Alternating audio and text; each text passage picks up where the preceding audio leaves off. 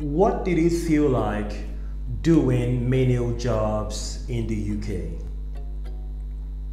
What did it feel like? Was it fun? Was it boring? Was it tiring? If you're interested in this topic, you're in the right place. Stay tuned, we'll be right back. You know the way I do it when I drop lyrical. Anytime I spit lyrical, philosophical. All the niggas mimical, but they stare still on taking literal. Punchlines go lateral. Maximum damage.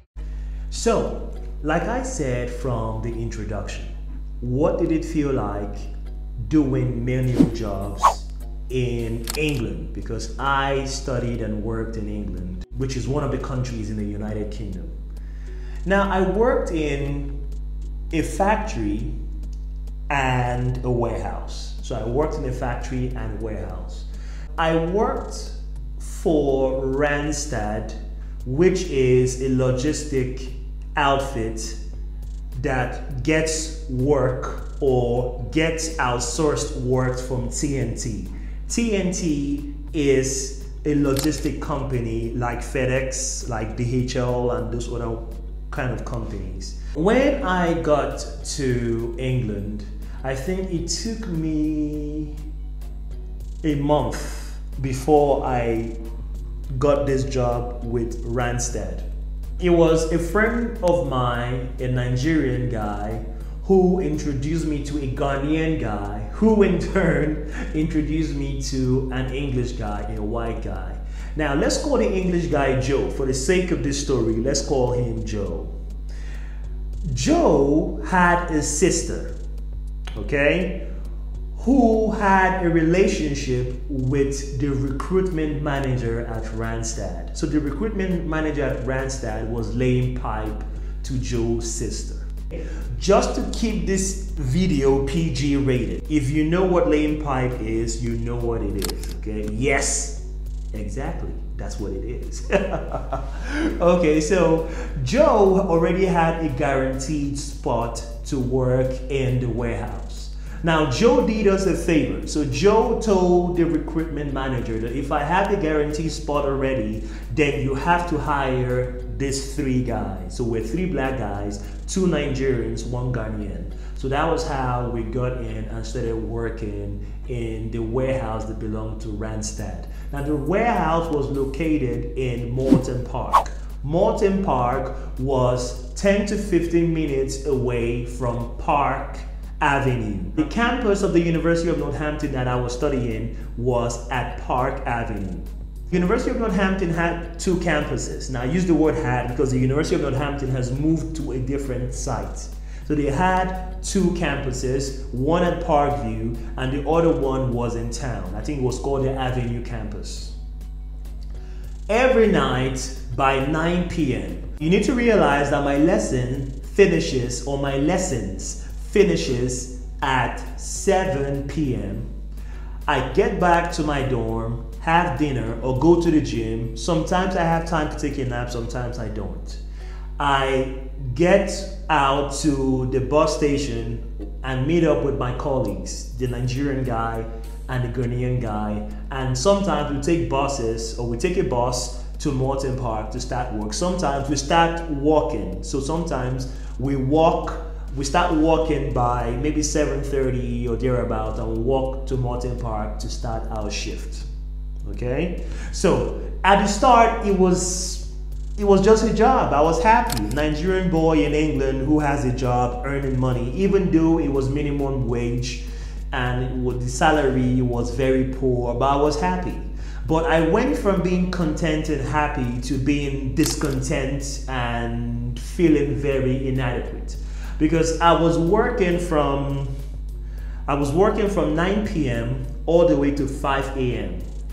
When I got back to my dorm, I never slept. I always stayed awake, either playing FIFA or playing Pro Evolution Soccer in my room.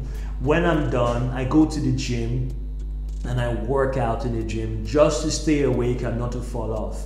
Then I go for my lectures, every time, not sometimes, every time during my lectures, because our first lecture every day was usually financial accounting for business managers. I always fell asleep in every lecture. every lecture. I wasn't happy about this because if I was going to be present, then why not be present? So eventually, as time went on, I think I worked in the warehouse for a month and a half or thereabouts. After working for the warehouse, right at the time I was working for the warehouse, some Nigerian friends of mine told me that Staffline, which is another recruitment outfit in Northampton, was recruiting people for a food factory out in Kirby. And I didn't even need to submit my CV. I just turned up and said, listen, I'm looking for work. And they put my name down and told me I could start my first shift in 2-3 days time. So a bus picks us up at Staffline and takes us out to Kirby. You cannot walk to Kirby. You have to get on a bus. And even if you finish your work detail in the factory, you cannot just say, oh, I'm going home. You have to wait for everyone to finish and the bus brings you back to Northampton. So it was even worse.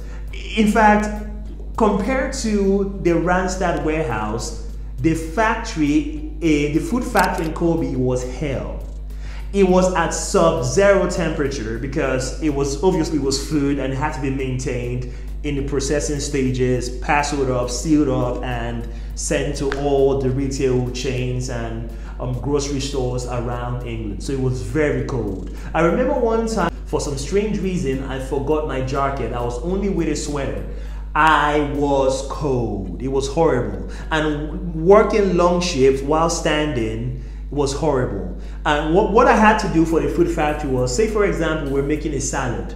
You know all them wraps you see at Tesco's and Sainsbury's and the other supermarkets in England? We made them in that factory. So I mixed a big, we try to call it a bowl or a trolley of salad with the cabbage, with the cucumbers and all the carrots, mixed them together. So it was just, and when they see that you're big,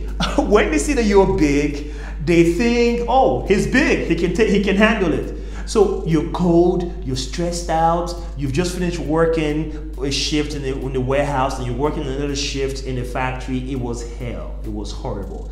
In the warehouse, we started working by 9 p.m. We had our first break by midnight. After the break at midnight, you continue working non-stop till 5 a.m. So in the warehouse, we started 7 guys unloading parcels from a 40-feet container.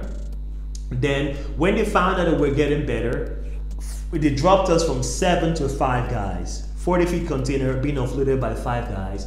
When they found out we're getting better, it dropped from 5 to 3 guys. When they found out that we're even better than before, it became just me offloading parcels from a 40-feet container. So my mom was somewhere in Nigeria. Oh, my son is in England. Oh, he's studying to be a business administrator. Oh my God, thank you, Jesus. But I was in England, working overnight, all night in a warehouse. It wasn't fun because I spent the most part of my time working in the warehouse at night, attending my lectures during the day. Any other free time I had was sleeping. So I had zero social life. It wasn't fun. It was horrible.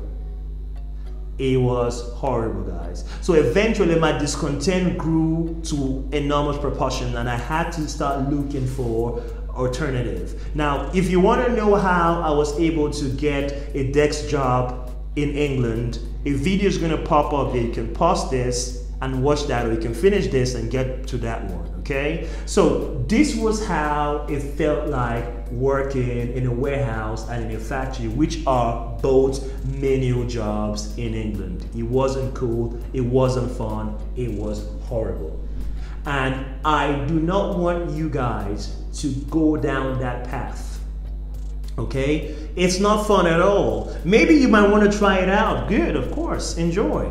But it's not fun at all. It's very horrible. You're gonna feel bad about yourself. Even the conversations I had with my colleagues I remember, I'm sorry. I worked for a warehouse. I worked for 2 food factories. I worked for Greencore in Northampton and another food factory in Corby.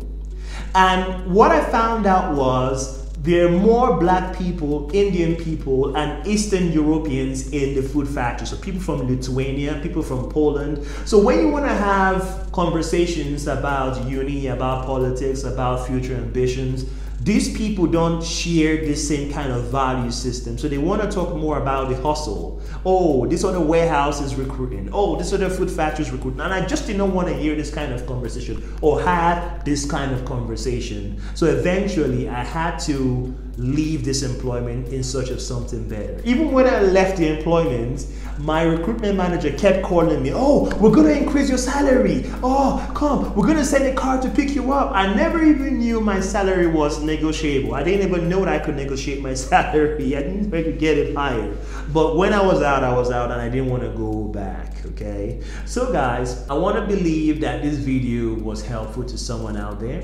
I want to believe it was valuable to you. If you found this video valuable and you're just watching our videos for the first time, and this is your first time in visiting our channel, I want you to go down there, smash the subscribe button, give this video a thumbs up if you found it valuable, turn on your notification bell, which is just beside the subscribe button, so that when we drop videos, you're notified and you're in the know and you can watch the video we drop at that time, okay? Follow me on Instagram. Now, Instagram is the best platform for you to get up close and personal with me, literally sliding into my DMs and sending me private messages on what you need to know about studying, working, or living in the United Kingdom, okay? So I want you and you out there to be good. Be safe, and I'll see you all on the next one. Bye-bye for now.